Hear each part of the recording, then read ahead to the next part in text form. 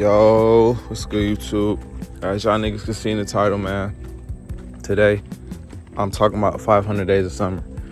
And the reason why I'm talking about 500 Days of Summer is because, number one, it's a great film, but number two, that shit is bothering my nigga. Like, it was one of them films where I thought, like, it was ass, it was gonna be corny, so I kept pushing it to the side and shit. I'm watching TikTok edits every day. I got a friend who was like, nah, it's a good movie, blah, blah, etc. You gotta watch it. And I feel like I watched it at the right time in my life, but I'm not gonna lie to you, my nigga. It fucked me up because I feel like, you know, looking back at all my relationships and all that other shit, I feel like I am a hopeless romantic, just like Tom. Like, you be thinking that these girls is perfect and you live off a delusion that's in your head, and you set your expectations high because you know your worth and your potential type shit. That's what I be doing type shit, but you know what I'm saying? Shit just don't work out. I know I'm young and shit, but I know what I want type shit. I don't be playing around with it. But man, the movie fucked me up. And the movie was very, very good. I had you know what I'm saying? I shed a few tears for my nigga Tom. Cause it's like, damn, bruh, you was right for her. But at the same time, he couldn't see that he was filler, bro. And that's one of my fears, bro. Imagine you having a 10 out of 10 and you just feel her until she find the right person. You giving her the right love, attention, reassurance, all that shit, and she not really a lovey-dovey type of girl. Like, she not a hoe. She tries to go and find her bag of chips, and you the last bag of chip before she find the one that she actually like type shit. That's fucked up. Now, my thoughts on Summer, I don't think she was 100% in the wrong until the end. Now, she kept reminding him that we're just friends, blah, blah, etc. But with that mindset, if y'all fucking and doing normal couple things, you have to keep reassuring this nigga, hey, we're just friends. And you have to make sure he gets it, or it's never gonna work. You're gonna leave that nigga broken type shit. So Tom was delusional on that part, and she wasn't 100 because she wasn't being real. She just liked the idea of Tom. She didn't really like Tom. Tom loved her. He didn't just like the idea. So me watching the film, it's like, damn, that's fucked up. But whole time, Tom had great people around him. His friends, they was cool, but the little sister, bro, she was really the MVP because she made that nigga sit down and come to real life, bro. Not that delusional shit, not that wearing the S on the chest for hope, like none of that shit. Like, nigga, she wasn't the right one, clearly. Y'all didn't last.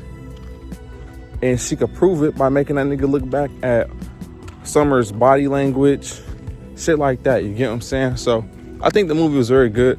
I think everybody should watch the movie because you can learn. Even if you're not a toxic person, you don't gotta be toxic. If you're a hopeless romantic, if you blah, blah, blah, etc., just watch the film. It does have corny parts, but I like how we can see inside of Tom's mind and perspective for like 30 seconds type shit, like the little goofy clips or whatever. That's just how it be sometimes. But whoever came up with that film, I just want to say you had to go through some real life pain to make that shit like that good. You get what I'm saying? Like, that's not something you just come up with. You got to go through something to come up with that shit. Art, most of the time, is just real pain. But I think my favorite part of the movie, dead ass, was when Mark was in the meeting at his job before he quit, and he was talking about love, like what actually makes love. Like, that shit fake. You don't know when a motherfucker fall out of love. You don't know anything, but we all just pretend. Like, we all delusional to our standards and all that shit. That was a very great part. But the whole movie itself was fucking amazing. I enjoyed that shit, bro. Like, that's by far one of my favorite movies. It was a 10 out of 10, bro. Like, I can sit here and say it was nothing that bothered me. Like, I would have changed it. No, it was just straight to the point. It was perfect. It was fast paced to me. I'm like, damn, the shit already over, but it was so fucking good. Now, the autumn part, I wouldn't say they need to make a second part of the movie, but it would be cool if they did, or the author come out, director, movie writer, whatever you call them niggas, they come out and they explain, like, okay, they still together, or autumn just like summer type shit. But I did like that, because you fuck with enough bad people, or you have enough bad in your life, eventually you're gonna get good. That's another lesson that you can learn from the story. But the movie was perfect to me, bro. Like, the shit just fucked me up mentally, because it's like, you could really be in that predicament at any time and you just don't know, because you can't read another person's mind. A lot of these people are great at acting, but usually actors telling themselves. You know what I'm saying? They're not perfect at all times. But Yeah, man. If y'all niggas have not watched that movie, 500 Days of Summer, please go watch that shit, bro.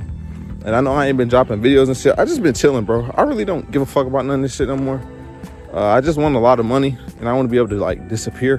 But I just been vibing out. I'm going to start making videos like this on movies that I watch and shit.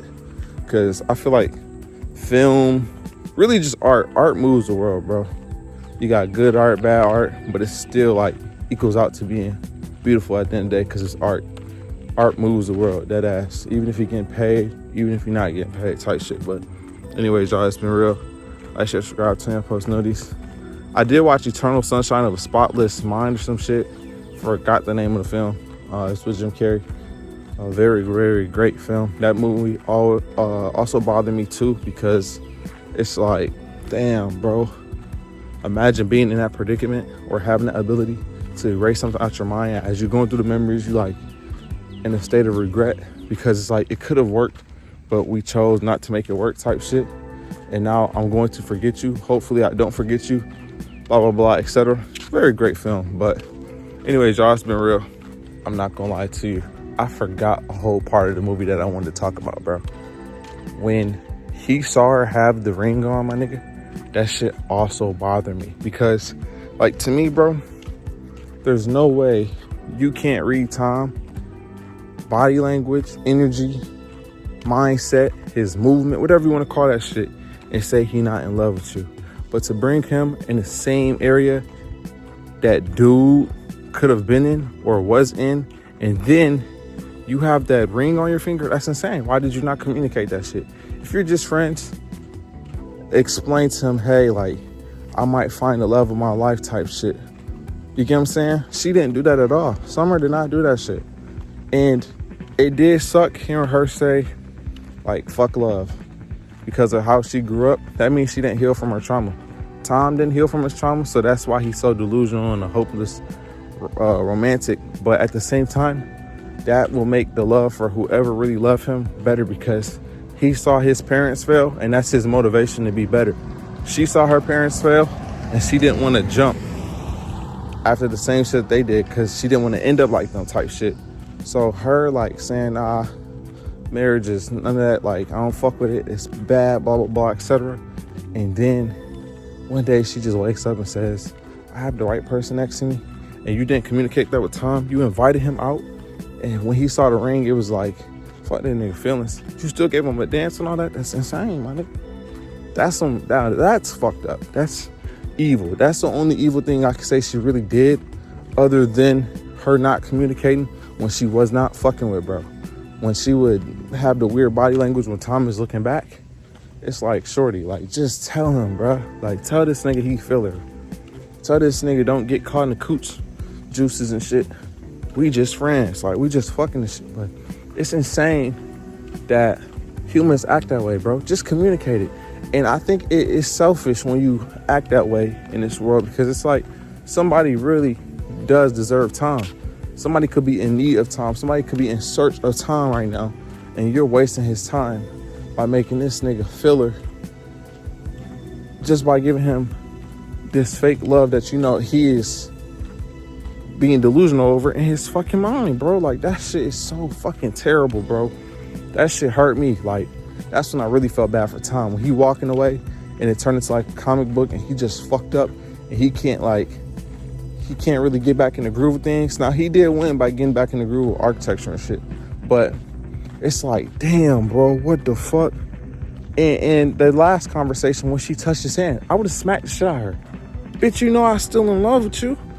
Why are you so weird? Like, respect your significant other. And I know the love is still there, but we can just be friends for real. Like, I ain't trying to crack. I ain't trying to do none of that, bro. That shit is what really bothered me, bro. I forgot to say that, bro. I'm just sitting here walking like I missed something. I know I did. But, bro, the movie's so good. But it's like, it's parts that I really loved, and it's parts that made me, like, really hate the bitch. You get what I'm saying? But like the narrator said, it's not a real love story, bro. This shit come with real pain. That's just how I be sometimes with life, bro. You got to get through the real pain to get that real, you know? That shit's insane, though, bro. Like, she really did disrespect, bro, and he really cared for her.